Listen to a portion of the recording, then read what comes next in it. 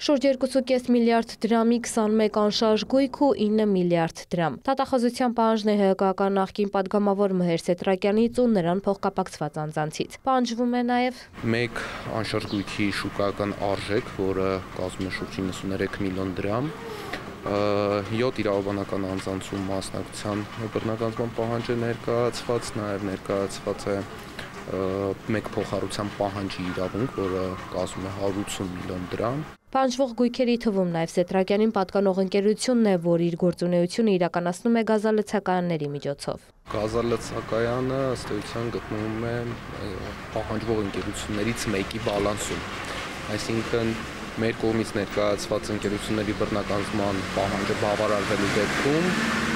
եթե բռնականացվի ընկերության բաժնի մասը, հասկանալի է, որ արդեն բռնականացումը տեղի ունենալու ընկերության բալանսում առկա գույքերի հետ միասին։ Մհեր Սեթրակյանի ենթադրյալ ապօրինի գույքի գործով այս հայցը դատանում է 2023 թվականից, նախկին падգամավորին պատկանող գույքերի վրա կալանք է դրված։ Դատախազությունը նաև միջնորդել էր ընկերություններին արգելել իրենց պատկանող գույքերի օտարումը, ինչը ևս դատարանը բավարարել էր։ Այս նիստին Սեթրակյաններին պատկանող Դրաքսման ընկերության ներկայացուցիչը հայտնեց, որ ընկերությունը ձեռք է բերել նոր տեխնիկա, ինչով պայմանավորված խնդրում էին դատարանից հանել արգելանքն ու թույլատրել օտարել հները։ Սակայն մենք առարկեցինք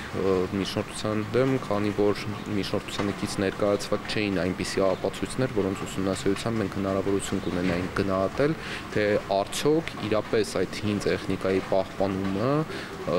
էական խոչընդոտներ է ստեղծում ընկերության գործունեության տեսանկյունից, թե ոչ,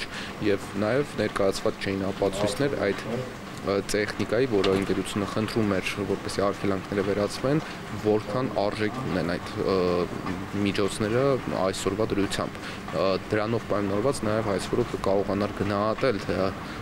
արդյոք այն ապահովման միջոցը, որ մենք միջնորդել էինք, վերացման մասով միևնույն է մեր միջնորդությունը կշարունակել ծառայել իր նպատակին, թե ոչ։ Դատարանը միջնորդության վերաբերյալ որոշումը կկայացնի առանձին դատական ակտով։ Մհեր Սեթրակյանը բացի այս քաղաքացիական գործից անցնում է նաև քրեական գործով։ Մեղադրվում պաշտոնեական լիազորությունները չարաշահելու համար գործը դատարանում է դեռ 2021 թվականից։ Թաթև Խաչատրյան, Ժիրայր Հաբետյան, լուրեր։